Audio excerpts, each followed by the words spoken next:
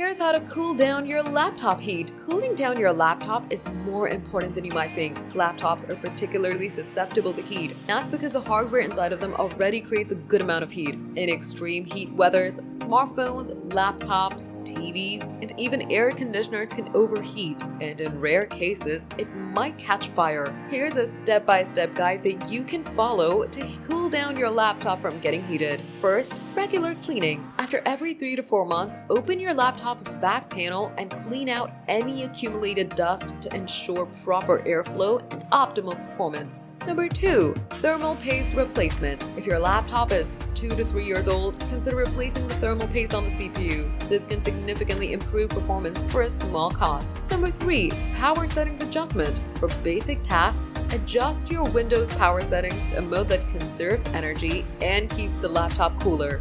Number 4. Invest in a cooler. Purchase a good quality laptop cooler to help manage heat, especially during hot weather. Number 5. Manage charging and heavy tasks. Avoid performing heavy tasks while the laptop is charging to reduce strain on the battery. Ensure that you keep the laptop cool as it impacts performance and makes the system work slowly.